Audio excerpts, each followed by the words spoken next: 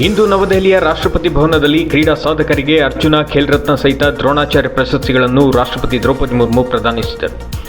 2023ನೇ ವಿಶ್ವಕಪ್ ಕ್ರಿಕೆಟ್ ಪಂದ್ಯಾವಳಿಯಲ್ಲಿ ಉತ್ತಮ ಪ್ರದರ್ಶನ ನೀಡಿದ ಬೌಲರ್ ಮೊಹಮ್ಮದ್ ಶಮಿ ಅವರಿಗೆ ಅರ್ಜುನ ಪ್ರಶಸ್ತಿ ನೀಡಿ ಗೌರವಿಸಲಾಯಿತು. ಒಟ್ಟು 26 ಮಂದಿ ಅರ್ಜುನ ಪ್ರಶಸ್ತಿಗೆ ಭಾಜನರಾದರು.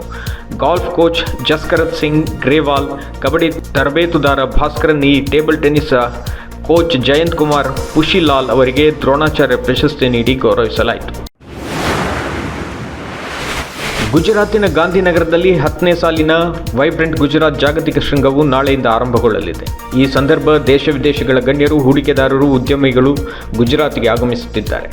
ಅಹಮದಾಬಾದ್ ವಿಮಾನ ನಿಲ್ದಾಣದಲ್ಲಿ ಬಂದಿಳಿದ ಮೊಜಾಂಬಿಕ್ ಅಧ್ಯಕ್ಷ ಫಿಲಿಪ್ ನ್ಯೂಯಿಸಿ ಅವರನ್ನು ಮುಖ್ಯಮಂತ್ರಿ ಭೂಪೇಂದ್ರ ಪಟೇಲ್ ಸ್ವಾಗತಿಸಿ ಬರಮಾಡಿಕೊಂಡರು. ಶೃಂಗದಲ್ಲಿ ಭಾಗವಹಿಸಲು ಪ್ರಧಾನಿ ನರೇಂದ್ರ ಮೋದಿ ಗುಜರಾತ್ ತಲುಪಿದ್ದು, ಇಂದು ತಿಮೋರ್ ಲೆಸ್ಟೆ ಅಧ್ಯಕ್ಷ ಜೋಸ್ ರಾಮೋಸ್ ಹೊರ್ತಾ ಅವರೊಂದಿಗೆ ದ್ವಿಪಕ್ಷೀಯ ಮಾತುಕತೆ ನಡೆಸಿದರು. ಯುಎಇ ಅಧ್ಯಕ್ಷ Sheikh Mohammed bin Zayed Al Nahyan Sardar Vallabhbhai Patel ಅಂತಾರಾಷ್ಟ್ರೀಯ ವಿಮಾನ ನಿಲ್ದಾಣದಲ್ಲಿ ಬಂದಿಳಿಯಲಿದ್ದು, ನಂತರ ಪ್ರಧಾನಿ ನರೇಂದ್ರ ಮೋದಿ ಅವರ ಜೊತೆ ರೋಡ್ ಶೋ ನಡೆಸಲಿದ್ದಾರೆ.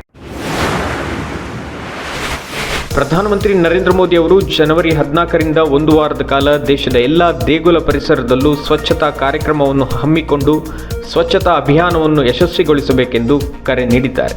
ಈ ಅಭಿಯಾನವು ಭವ್ಯ ರಾಮಮಂದಿರ ಲೋಕಾರ್ಪಣೆಗೂ ಮೊದಲು ನಡೆಯಲಿದ್ದು, ಎಲ್ಲರೂ ಕೈಜೋಡಿಸಬೇಕೆಂದು ವಿನಂತಿಸಲಾಗಿದೆ. ಇಂಧನ ವಲಯದಲ್ಲಿ ಕ್ರಾಂತಿಕಾರಿ ಬದಲಾವಣೆ ತರಲು ನರೇಂದ್ರ ಮೋದಿ ನೇತೃತ್ವದ ಬಿಜೆಪಿ ಸರ್ಕಾರ ಮುಂದಾಗಿದೆ ಎಂದು ಪೆಟ್ರೋಲಿಯಂ ಹಾಗೂ ನೈಸರ್ಗಿಕ ಅನಿಲ, ವಸತಿ ಮತ್ತು ನಗರ ವ್ಯವಹಾರಗಳ ಕೇಂದ್ರ ಸಚಿವರಾದ ಹರ್ದೀಪ್ ಸಿಂಗ್ ಪುರಿ ಹೇಳಿದ್ದಾರೆ.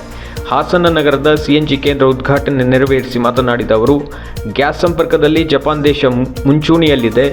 ಭಾರತವು ಸಿಎನ್ಜಿ ವಿಸ್ತರಿಸುವ ಸಲುವಾಗಿ ವಿವಿಧ ದೇಶಗಳಲ್ಲಿ ಹೂಡಿಕೆ ಮಾಡಲು ಮುಂದಾಗಿರುವುದು ಶ್ಲಾಘನೀಯ ವಿಚಾರವಾಗಿದೆ ಎಂದರು. ಭಾರತೀಯ ಕ್ರಿಕೆಟ್ ತಂಡವು ಇಂದು ಆಸ್ಟ್ರೇಲಿಯಾ ತಂಡದ ವಿರುದ್ಧ 3ನೇ ಮತ್ತು ಅಂತಿಮ T20 ಪಂದ್ಯವನ್ನಾಡಲಿದೆ. ಮುಂಬಯಿಯ ಡಿ.ವೈ. ಪಾಟೀಲ್ ಕ್ರೀಡಾಂಗಣದಲ್ಲಿ ನಡೆಯಲಿರುವ ಪಂದ್ಯವು ಸಾಯಂಕಾಲ 7 ಗಂಟೆಗೆ ಆರಂಭವಾಗಲಿದೆ.